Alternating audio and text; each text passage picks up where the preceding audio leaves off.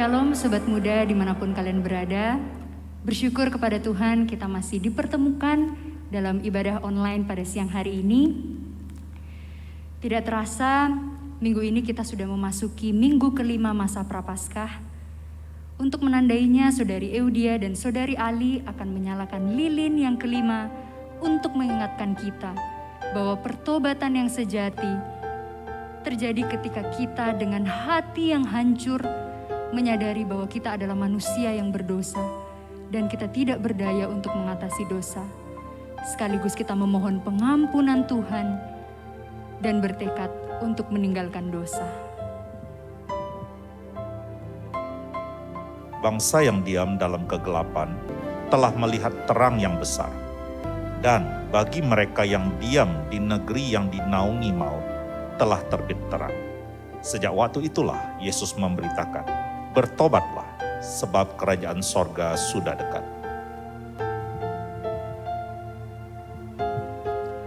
Saudara-saudara yang terkasih,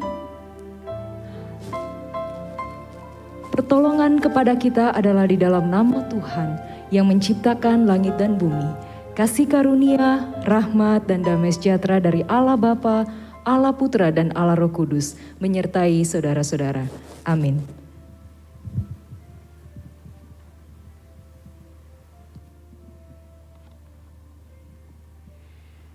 Sobat muda, kita patut bersyukur kepada Tuhan.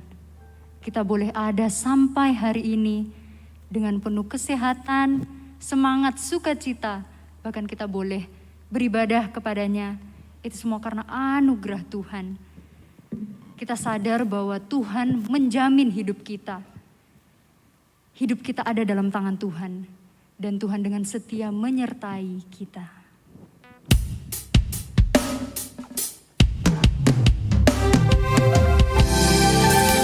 Biarlah melalui pujian ini kita boleh selalu bersyukur untuk kebaikan Tuhan bagi hidup kita.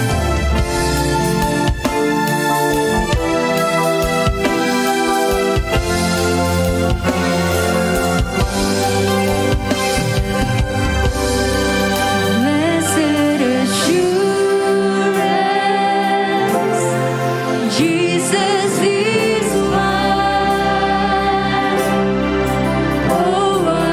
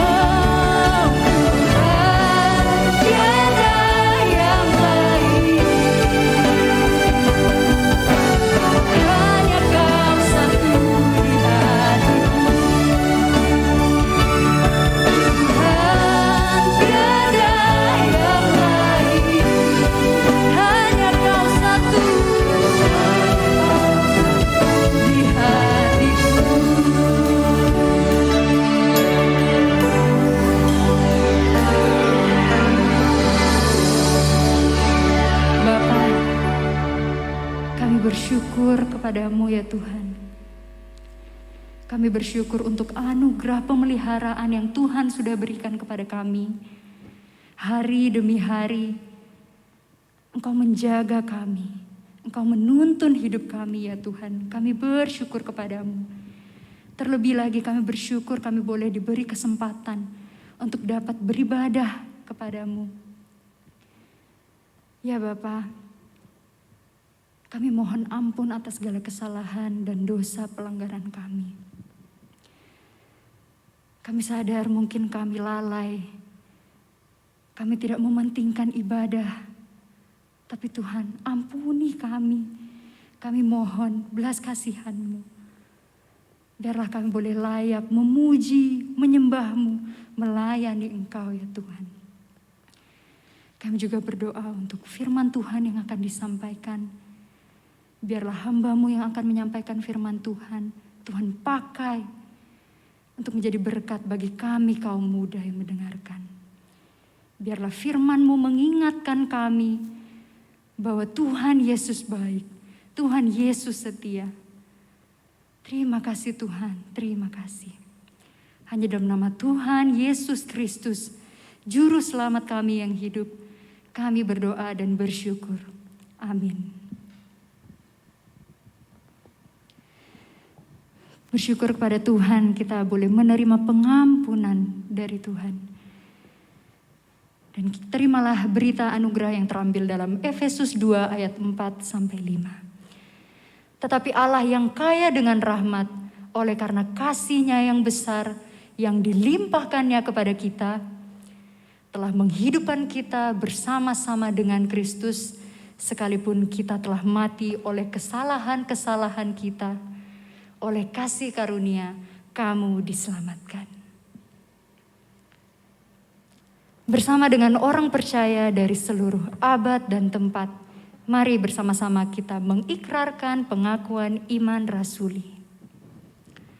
Aku percaya kepada Allah, Bapa yang Maha Kuasa, Khalik langit dan bumi, dan kepada Yesus Kristus yang tunggal Tuhan kita, yang dikandung dari Roh Kudus, lahir dari anak darah Maria, yang menderita sengsara di bawah pemerintahan Pontius Pilatus, disalibkan, mati dan dikuburkan, turun ke dalam kerajaan maut. Pada hari yang ketiga, bangkit pula dari antara orang mati, naik ke surga, duduk di sebelah kanan Allah, Bapa yang Maha Kuasa.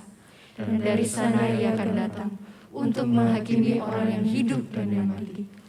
Aku percaya pada Roh Kudus, gereja yang kudus dan am, persekutuan orang kudus, pengampunan dosa, kebangkitan tubuh, dan hidup yang kekal.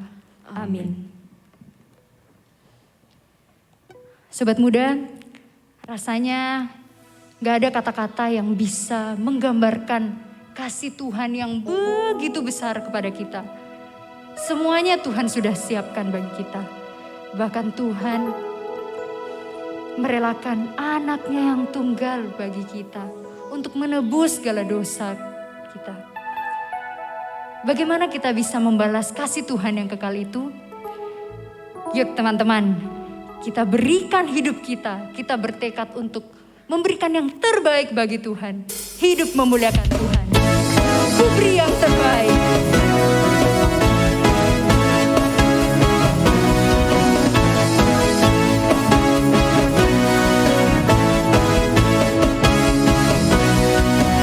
Aku temukan kasih yang sejati tiada pernah berubah, hanya di dalam-Mu Yesus Tuhanku. Kasih yang telah Kau beri lebih segala yang terbaik dalam-Mu, tak berkesudahan, kekal selamanya. Hidupku bawa kepada-Mu, hidupku sebagai persembahan. Terimalah pujian dari hatiku, hanyalah untukmu. Ku beri yang terbaik, hanyalah bagimu, hanya untukmu yang termulia.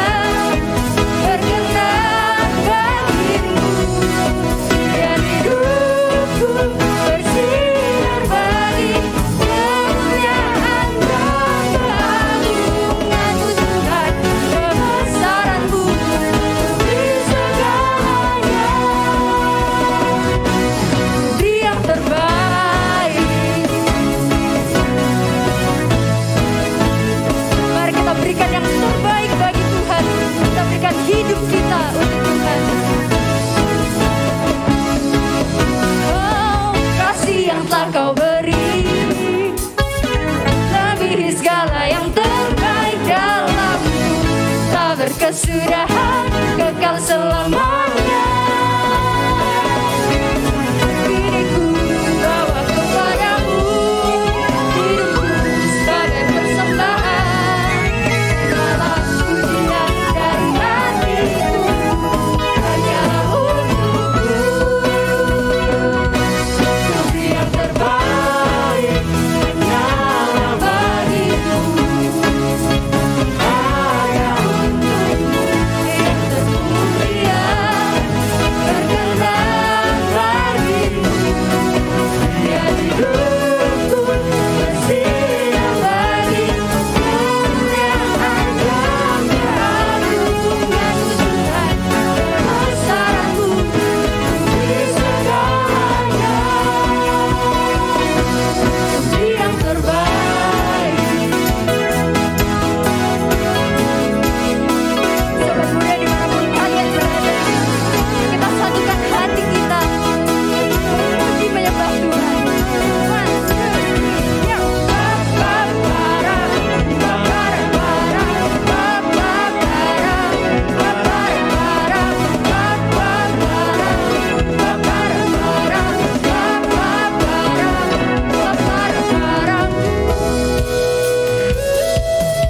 Yang terbaik hanyalah bagimu, hanya untukmu Tuhan, hanya untukmu yang termulia, berkenan bagimu. Biar hidupku bersinar bagi kemuliaan dan keagungan-Mu Tuhan, kebesaran-Mu di segalanya. Tuhan yang terbaik hanyalah bagimu, hanya untukmu yang termulia, berkenan bagimu. Biar hidupku bersinar bagi kemuliaan dan keagungan-Mu Tuhan, kebesaran-Mu di segalanya.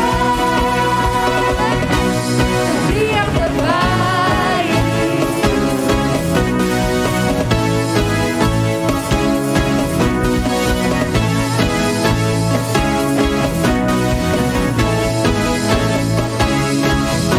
Segala kemuliaan hanya bagi Tuhan kita. Silakan duduk teman-teman semuanya. Teman-teman, mungkin selama ini kita menjalani kehidupan kita, menjalani hari-hari kita, karena kita tahu kita akan dipuji, kita diberi upah atau diberi gaji. Firman Tuhan mengatakan, apapun juga yang kamu perbuat, perbuatlah dengan segenap hatimu seperti untuk Tuhan dan bukan untuk manusia. Biarlah pujian yang akan kita pujikan dan firman Tuhan yang akan kita dengarkan nanti bisa mengubahkan hati kita. Biar kita boleh hidup seperti Tuhan, memiliki hati, memiliki kasih seperti Tuhan. Jadikan kami seperti hati-Mu ya Tuhan.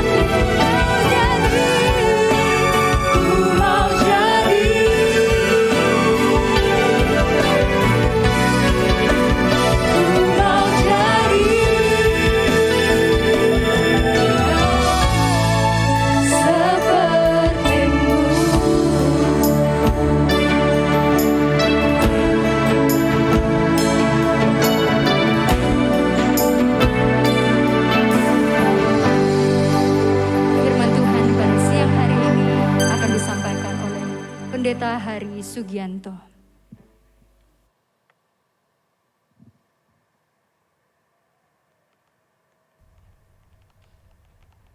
Mari kita bersama-sama berdoa mempersiapkan hati kita mendengarkan firman Tuhan. Ya Tuhan, sekali lagi kami memohon berkat-Mu untuk kami boleh dicerahkan, dibukakan akan kebenaran-Mu. Roh Kudus, urapilah hamba-Mu untuk boleh menyampaikan berita firman ini dengan tepat sebagaimana yang Kau kehendaki. Bahkan roh yang sama membantu setiap kami jemaat-Mu untuk kami boleh mengerti apa yang menjadi isi hati-Mu. Bahkan kami dimampukan melakukannya di dalam hidup kami. Dalam nama Tuhan Yesus Kristus kami berdoa. Amin. Shalom saudara sekalian. Di dalam masa-masa Prapaskah ini, sekarang kita merenungkan satu tema tentang bertobatlah. Mari kita membaca dari Lukas pasal 3 ayat 3 sampai 14. Demikianlah firman Tuhan. Maka datanglah Yohanes ke seluruh daerah Yordan dan menyerukan, bertobatlah dan berilah dirimu dibaptis dan Allah akan mengampuni dosamu. Seperti ada tertulis dalam kitab nubuat-nubuat Yesaya. Ada suara yang berseru-seru di padang gurun, persiapkanlah jalan untuk Tuhan, luruskanlah jalan baginya. Setiap lembah akan ditimbun dan setiap gunung dan bukit akan menjadi rata. Yang berliku-liku akan diluruskan, yang berlekuk-lekuk akan diratakan. Dan semua orang akan melihat keselamatan yang dari Tuhan. Lalu ia berkata kepada orang banyak yang datang kepadanya untuk dibaptis. Katanya, hai kamu keturunan ular beludak, siapakah yang mengatakan kepada kamu supaya melarikan diri dari murka yang akan datang? Jadi, hasilkanlah buah-buah yang sesuai dengan pertobatan, dan janganlah berpikir dalam hatimu, Abraham adalah bapa kami. Karena aku berkata kepadamu, Allah dapat menjadikan anak-anak bagi Abraham dari batu-batu ini. Kapak sudah tersedia pada akar pohon, dan setiap pohon yang tidak menghasilkan buah yang baik akan ditebang dan dibuang ke dalam api. Orang banyak bertanya kepadanya, jika demikian, apakah yang harus kami perbuat? Jawabnya, barang siapa mempunyai 2 helai baju, hendaklah ia membagikannya dengan yang tidak punya. Dan barang siapa mempunyai makanan, hendaklah ia berbuat juga demikian. Ada datang juga pemungut-pemungut cukai untuk dibaptis, dan mereka bertanya kepadanya, Guru, apakah yang harus kami perbuat? Jawabnya, jangan menagih lebih banyak daripada yang telah ditentukan bagimu. Dan prajurit-prajurit bertanya juga kepadanya, dan kami, apakah yang harus kami perbuat? Jawab Yohanes kepada mereka, jangan merampas dan jangan memeras, dan cukupkanlah dirimu dengan gajimu. Sampai demikian pembacaan firman Tuhan. Saudara, setiap zaman punya keunikan masing-masing. Tidak saja lagunya berbeda, mode pakaiannya juga berbeda. Tidak saja tontonannya berbeda, tetapi cara hidupnya juga berbeda. Sebuah akun mengilustrasikan perubahan zaman dengan gambar-gambar berikut ini. Berkaitan dengan alat elektronik, dulu anak yang minta tolong orang tua. Sekarang orang tua yang minta tolong kepada anak untuk bisa aktif di media sosial. Dulu orang tua harus teriak-teriak memanggil anaknya pulang dari main. Sekarang orang tua tinggal ketik untuk memanggil anaknya yang main 20 km dari rumahnya. Dulu kalau ada yang gak ngerti, anak akan tanya pada orang tuanya. Sekarang anak-anak lebih percaya kepada Google daripada orang tuanya. Perubahan zaman membawa perubahan di dalam cara hidup orang-orang, bukan? Mereka yang tidak mau berubah tentu saja akan ketinggalan zaman. Saudara, kehidupan Kristen juga digambarkan sebagai kehidupan yang memasuki era yang baru. Yang seharusnya terjadi adalah adanya cara hidup yang baru. Namun saudara, kadang ada orang-orang Kristen yang sudah berada di era baru tetapi hidup dengan cara yang lama. Sibuk dengan kepentingan sendiri tanpa peduli dengan kebutuhan orang lain. Sibuk dengan kesenangan diri sendiri, tidak mau tahu urusan orang lain. Mereka hidup dalam era yang baru, tetapi dengan cara hidup yang lama. Saudara, tentu ini bukan hal yang tepat, bukan? Dalam khotbahnya, Yohanes Pembaptis menegaskan hal ini. Ia berseru, "Bertobatlah." Saudara, kata ini memiliki arti adanya perubahan pikiran seseorang. Pikiran ini bukan sekedar berpikir, saya mau beli bakpao, terus nggak jadi, akhirnya beli onde-onde. Tidak demikian, saudara. Namun kata ini memiliki makna berbalik, yaitu terjadi perubahan arah jalan seseorang. Yang dari satu tempat, dia berpindah kepada tempat yang lain. Saudara, ini berarti adanya perubahan sudut pandang seseorang terhadap sesuatu. Dan inilah intinya pertobatan itu. Karena itu saudara, Yohanes menegaskan bahwa warisan keagamaan itu tidak menjamin orang-orang itu diperkenan Tuhan. Mereka merasa dilahirkan sebagai bangsa Yahudi dan menjadi bagian dari keturunan Abraham dan itu cukup. Ternyata tidak demikian. Mereka perlu bertobat. Pertobatan mereka itu harus diikuti dengan cara hidup yang baru dan menghasilkan buah-buah pertobatan. Tidak hanya satu buah, tetapi menghasilkan banyak buah pertobatan. Keberadaan kita di tengah-tengah keluarga Kristen memang bisa menjadi jalan untuk kita bertemu dengan Tuhan. Tetapi itu tidak berarti bahwa secara otomatis hidup kita juga berkenan kepada Tuhan. Keterlibatan kita di dalam gereja atau organisasi Kristen itu baik. Dan bisa menjadi jalan untuk kita mengenal Tuhan, kita memahami akan kehendaknya. Tetapi tidak berarti bahwa semua status dan jabatan itu akan membuat kita dipandang oke oleh Tuhan. Karena Tuhan itu melihat seorang demi seorang. Dia melihat pribadi demi pribadi. Urusan keselamatan adalah urusan pribadi. Bukan keturunan. Bukan keterikatan di organisasi Kristen. Kita perlu bertobat secara pribadi. Menyesali segala dosa yang dilakukan. Dan menerima Kristus sebagai Tuhan dan Juru Selamat kita. Namun saudara, pertobatan Kristen tidak berhenti sampai di situ. Pertobatan itu diikuti dengan adanya buah-buah pertobatan. Buah-buah ini menjadi satu tanda pertobatan yang sejati. Yakobus pernah menyatakan demikian juga halnya dengan iman. Iman itu jika tidak disertai perbuatan, pada hakikatnya adalah mati. Iman yang sejati itu membawa dampak di dalam hidup orang percaya. Di mana ia dimampukan hidup di dalam satu era yang baru untuk bertindak dengan cara yang berbeda. Karena itu saudara, ketika orang banyak itu bertanya, jika demikian, apakah yang harus kami perbuat? Yohanes tidak langsung berkata, kalau gitu baptislah kamu.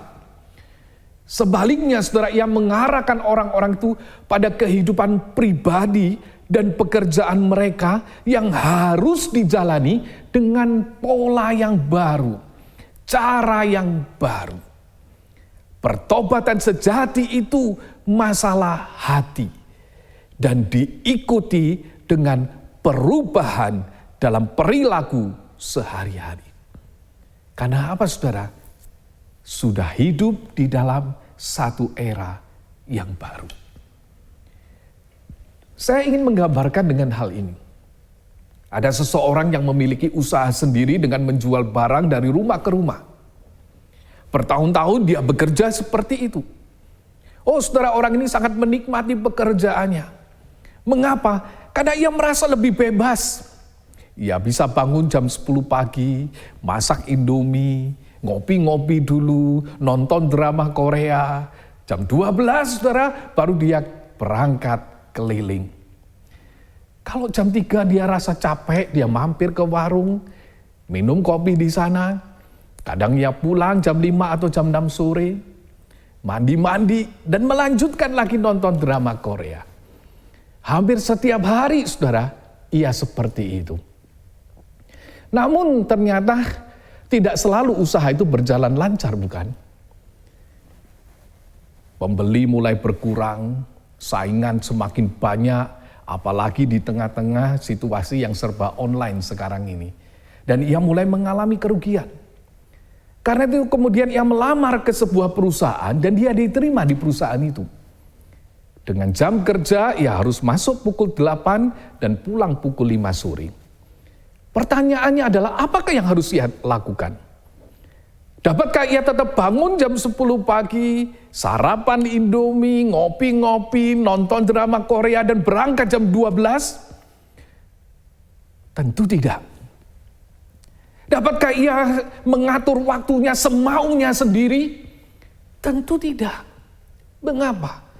Karena statusnya berubah. Dengan status yang baru, cara hidup perlu baru juga. Dengan status sebagai orang yang sudah diselamatkan, saudara, kita juga tidak bisa berkutat pada gaya hidup yang lama. Kita harus menghasilkan buah-buah pertobatan itu. Kita bertindak dengan pola pikir dan cara hidup yang baru. Dalam bagian ini, buah-buah pertobatan itu tidak dihubungkan dengan kegiatan keagamaan. Tidak dikaitkan dengan rajin ke gereja, sekalipun ke gereja itu juga berkaitan dengan pertobatan seseorang.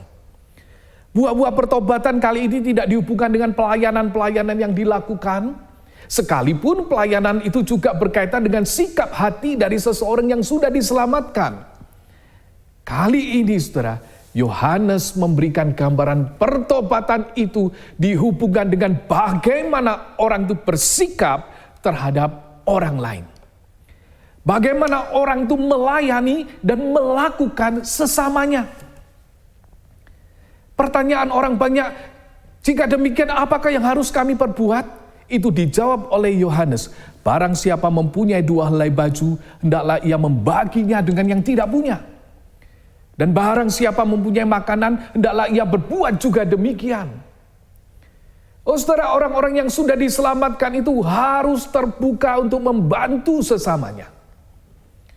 Tuhan itu memberkati anak-anaknya bukan sekedar untuk mencukupi kebutuhan mereka, mencukupi keinginan mereka, tetapi supaya mereka itu dapat menjadi alat Tuhan juga untuk memelihara orang-orang lain yang memerlukan. Ketika pemungut cukai untuk dibaptis dan mereka bertanya kepadanya, "Guru, apakah yang harus kami perbuat?" Yohanes menjawab, "Jangan menagih lebih banyak daripada yang telah ditentukan bagimu."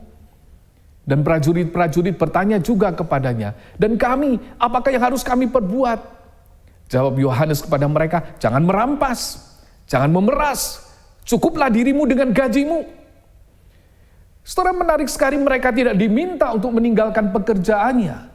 Sekalipun pekerjaan mereka itu dekat dengan tindakan-tindakan yang menekan orang dan memeras orang lain.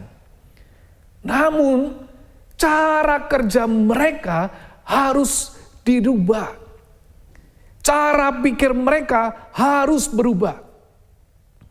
Mereka tidak boleh berpikir yang penting dapat keuntungan dan sesamanya dapat dikorbankan.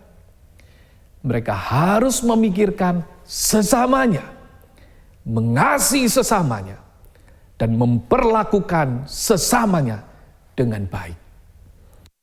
Kisah Sakius menggambarkan ini kepada kita. Ketika ia berjumpa dengan Yesus dan bertobat, ia berkata, "Tuhan, setengah dari milikku akan kuberikan kepada orang miskin. Dan sekiranya ada sesuatu yang kuperas dari seseorang, akan kukembalikan 4 kali lipat. Saudara, kalimat ini menunjukkan kemurahan hati Sakius. Ia tidak seperti orang kaya yang bodoh dalam perumpamaan Yesus, di mana ia menyimpan hartanya itu untuk dirinya sendiri. Sakius juga tidak seperti orang kaya dalam kisah tentang Lazarus yang miskin, yaitu orang kaya yang tidak peduli dengan orang yang membutuhkan. Ia melepas diri dari cinta akan uang. Jikalau sebelumnya ia meminta lebih pada orang-orang yang diperasnya, sekarang ia memberikan lebih kepada mereka. Mengganti 4 kali lipat itu lebih dari kewajaran. Karena hukum pada waktu itu mensyaratkan cukup menambah 20% dari yang diperas untuk digantikannya. Meskipun, saudara, iman tidak disebut secara eksplisit pada kisah Sakius ini. Tetapi tindakan Sakius itu mewakili ekspresi yang konkret tentang kehadiran iman. Karena perjumpaannya dengan Yesus menghasilkan buah-buah pertobatan. Yang dinyatakan dengan apa, saudara? Melepas kebiasaannya yang lama. Melepas cara pikir yang penting dapat untung. Melepas cara berpikir yang tidak peduli pada orang lain. Tetapi sekarang hidup dengan memperhatikan kepentingan orang lain juga. Setelah beberapa tahun yang lalu ada sebuah rumah usaha yang terbakar dan memakan beberapa korban. Segera setelah peristiwa itu, pemilik rumah mengambil keputusan untuk menjual rumahnya. Tentu kita berpikir tidak mudah menjual tempat yang seperti ini. Sudah rusak semua, apalagi ada korban yang meninggal di sana.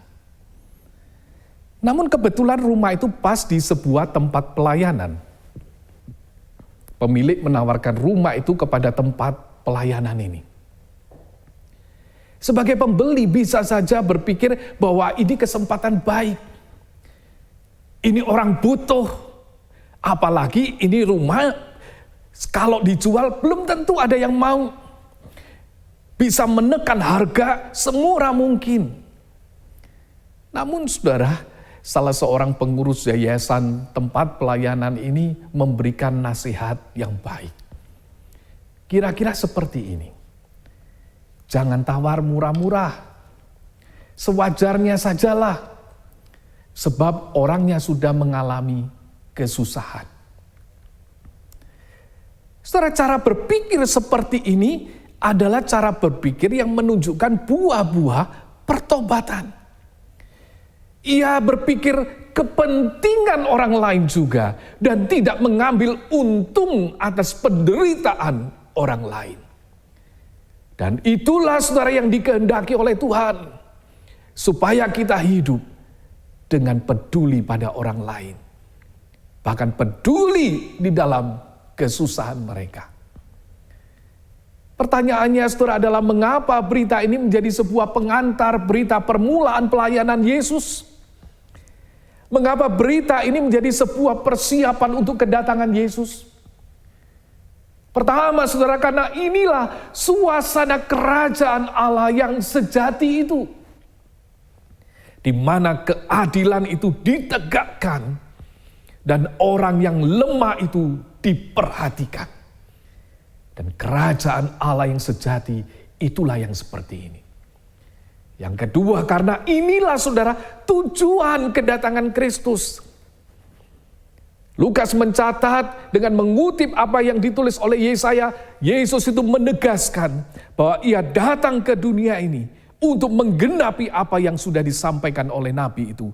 Ia akan menyampaikan kabar baik kepada orang-orang miskin, memberitakan pembebasan kepada para tawanan, memberikan penglihatan bagi orang-orang buta, dan membebaskan orang-orang yang tertindas. Dan ia akan memberitakan tahun rahmat Tuhan itu sudah datang. Saudara, dan yang ketiga, karena anak manusia itu datang untuk mencari dan menyelamatkan yang hilang ini. Ia datang dan mati di atas kayu salib untuk menebus orang-orang pilihannya dan memakai mereka untuk menjadi jalan keselamatan bagi orang lain dan menyatakan kasih Allah melalui kehidupan orang-orang yang sudah diselamatkan ini. Saudara, saat ini kita hidup di tengah-tengah masa yang sulit, bukan? Ada begitu banyak pergumulan yang terjadi di tengah-tengah masa kini. Apalagi di tengah-tengah pandemi yang seperti ini. Kita bergumul di tengah-tengah keluarga, sekolah, pekerjaan, usaha, dan lain-lain. Tetapi saat ini saya merasa betapa susahnya bagi orang-orang yang susah saat ini. Kita susah menemukan orang-orang yang bisa kita temui dengan mudah di masa pandemi ini. Krisis yang terjadi di tengah-tengah pandemi ini, saudara, tidak saja krisis kesehatan, krisis ekonomi, krisis sosial, tetapi yang saya khawatirkan juga adalah adanya krisis kepedulian. Kita sudah merasa diri kita ini jadi korban situasi yang sulit ini. Kita sudah merasa susah. Masakan kita harus memikirkan orang lain juga? Kalau bisa, tidak perlu kita lakukan. Namun saudara, cara pikir umat Tuhan tidak demikian. Ia yang sudah diselamatkan perlu menghasilkan buah-buah pertobatan. Hidupnya bukan hanya untuk pikir kepentingan diri, tetapi juga orang lain yang membutuhkan pertolongan. Slogan menjaga jarak memang bisa membuat kita betul-betul menjadi terpisah dengan orang-orang di sekitar kita. Saudara, kita mungkin tidak bisa berdekatan secara fisik, tetapi bukan berarti kita tidak bisa memperhatikan satu dengan yang lain. Justru di tengah-tengah situasi yang seperti ini, kehadiran kita bisa jadi alat Tuhan untuk menegakkan keadilan dan memelihara akan dunia ini. Selama Tuhan masih memberikan berkat, biarlah kita ingat mereka yang membutuhkan. Selama bisa memberi, memberilah. Selama Tuhan memberikan kita kekuatan, biarlah kita boleh menopang saudara-saudara kita yang lemah. Selama Tuhan memberikan kita hidup, biarlah kita terbuka pada orang-orang di sekitar kita. Supaya orang-orang di sekitar kita itu boleh merasakan keadilan Tuhan melalui perbuatan kita. Mereka boleh merasakan pemeliharaan Tuhan melalui pemberian kita. Mereka merasakan tangan Tuhan itu melalui tangan kita. Dan biarlah ini boleh kita hadirkan dan mulai di tengah-tengah keluarga kita. Sebab untuk inilah Yesus itu mati di salib. Supaya kerajaan Allah, damai sejahtera Allah hadir di tengah-tengah dunia ini. Di tengah-tengah keluarga orang percaya. Melalui orang-orang yang diselamatkannya. Yang hidup dengan cara hidup yang berbeda. Yang hidup dengan menghasilkan buah-buah pertobatan. Kiranya Tuhan menolong saudara dan saya. Amin. Mari kita berdoa dan memohon anugerah Tuhan menaungi kita. Sebab kita sadar betapa daging kita kadang begitu egois dan sibuk berpikir untuk diri kita sendiri dan diri kita sendiri. Tapi kiranya firman hari ini boleh mengarahkan kita untuk kita tidak hanya memikirkan diri, tapi memikirkan orang-orang yang ada di sekitar kita. Yang Tuhan tempatkan bagian dari keluarga kita, jemaat kita, maupun juga orang-orang lain yang Tuhan taruh di sekitar kita.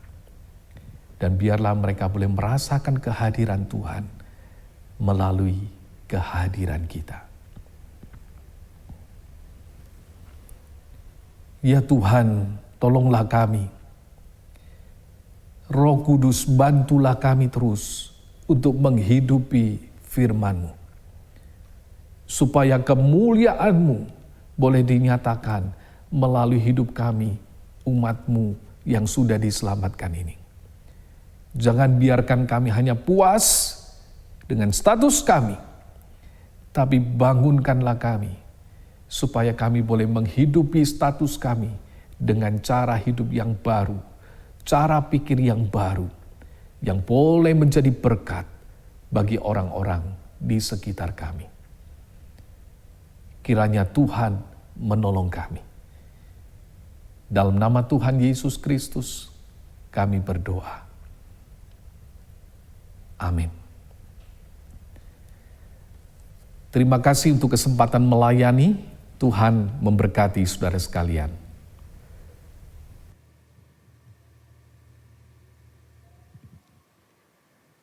Saudara-saudara yang terkasih, kita akan sama-sama berdoa bersyafaat. Mari kita berdoa untuk beberapa pokok doa. Bapa di surga, kami mengucap syukur untuk hamba-Mu Pendeta Hari Sugianto yang telah menyampaikan kebenaran Tuhan. Kami bersyukur untuk kebenaran Tuhan yang kembali meneguhkan siapa diri kami, orang-orang berdosa di hadapan Tuhan, yang terus harus berjuang di dalam kasih karunia Tuhan, supaya kami boleh mengalami pertobatan setiap hari di dalam Engkau Tuhan. Terima kasih untuk firman-Mu. Berkati untuk hamba-Mu Pendeta Hari sebagai rektor saat dan juga dalam setiap tugas peran tanggung jawab pelayanannya.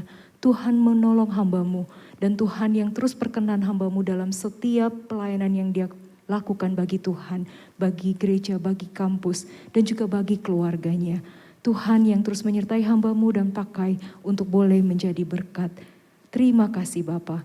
Bapa di surga, kami juga berdoa untuk pemerintah kami, bangsa Indonesia. Kami bersyukur untuk beberapa proses penyaluran vaksin yang boleh berjalan dengan lancar ke beberapa tahap, ke beberapa area. Tuhan, biarlah Engkau juga yang terus mengaruniakan hikmat kepada pemerintah kami, supaya pemerintah kami boleh memikirkan cara-cara yang terbaik untuk boleh menyalurkan vaksin ini secara merata kepada seluruh masyarakat Indonesia. Dan Tuhan kiranya mengaruniakan khususnya juga hikmat bagi anak-anak Tuhan, murid-murid-Mu ya Bapa.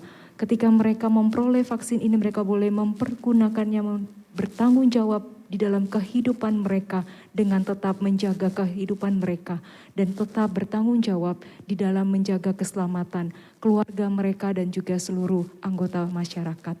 Tuhan, biarlah Engkau berkati ya Bapa. Juga untuk setiap gereja-gereja Tuhan, di dalam koordinasi dan dalam setiap pelayanan, Tuhan juga yang menolong. Bapa, kami juga berdoa untuk setiap pelayan-pelayan Tuhan, pengurus komisi remaja dan pemuda yang bergabung dalam kepengurusan youth.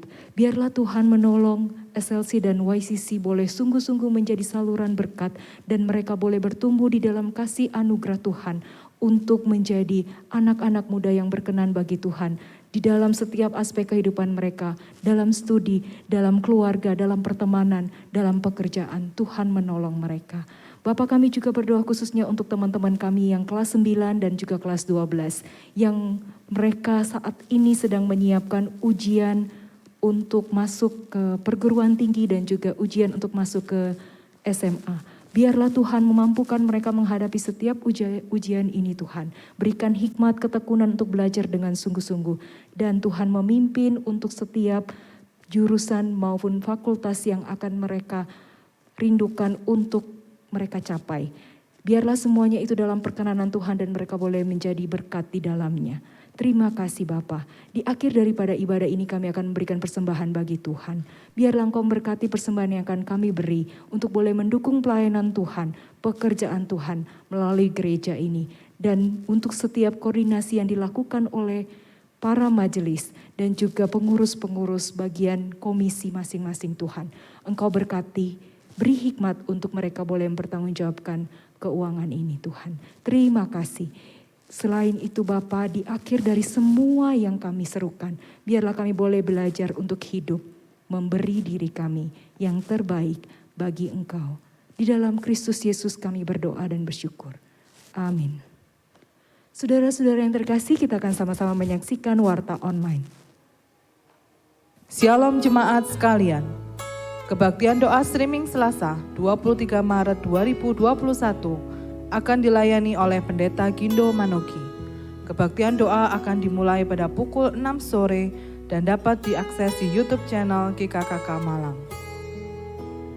Ibadah streaming minggu depan tanggal 28 Maret 2021 akan dilayani oleh penginjil Yohanes Tan. Dan ibadah youth akan dilayani oleh Bapak Titus Kurniawan. Ibadah streaming dapat diakses di YouTube channel GKKK Malang dan ibadah umum yang pertama ditayangkan di Malang TV pada pukul 6 pagi dan disiarkan di radio RRI frekuensi 91,5 FM pada pukul 7:30 pagi. Mohon dukungan doa bagi pelayanan di gereja kita. Selamat hari Minggu, Tuhan Yesus memberkati. Rangkaian Paskah Gereja Kristen Kalam Kudus Malang 2021. Doa malam Getsemani, Kamis 1 April pukul 6 sore. Kebaktian Jumat Agung, Jumat 2 April pukul 9 pagi. Kebaktian Paskah, Minggu 4 April pukul 6 pagi dan 11 siang. Dan yang terakhir, kami mengucapkan terima kasih atas berkat firman Tuhan disampaikan oleh Pendeta Hari Sugianto yang sudah melayani youth pada siang hari ini. Dan seluruh rekan-rekan yang melayani, teman-teman remaja, teman-teman pemuda, baik yang melayani di mimbar maupun multimedia dan semuanya yang sudah turut serta dalam pelayanan hari ini. Tuhan Yesus memberkati pelayanan kita bersama. Mari saudara-saudara, kita bangkit berdiri, kita akan mengembalikan segala kemuliaan hanya bagi Tuhan dan doa berkat akan disampaikan oleh Pendeta Gindo.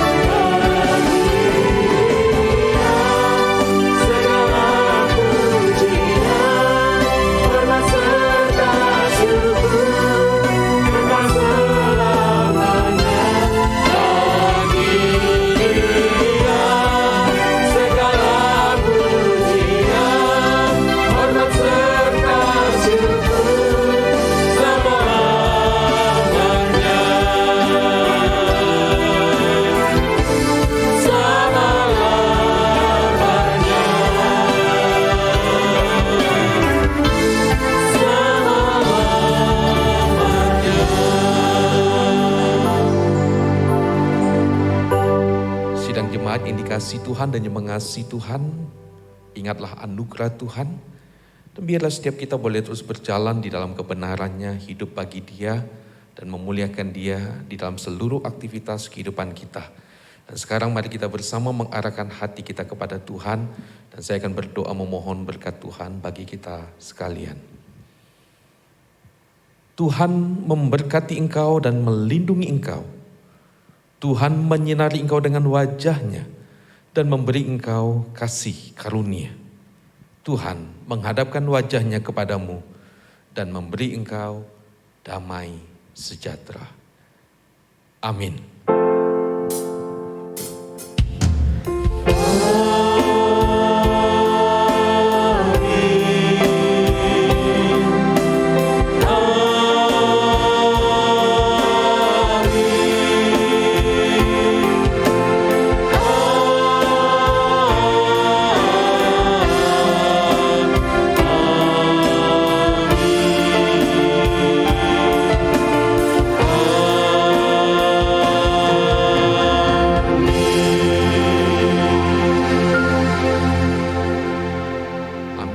Silakan duduk, ibadah kita selesai.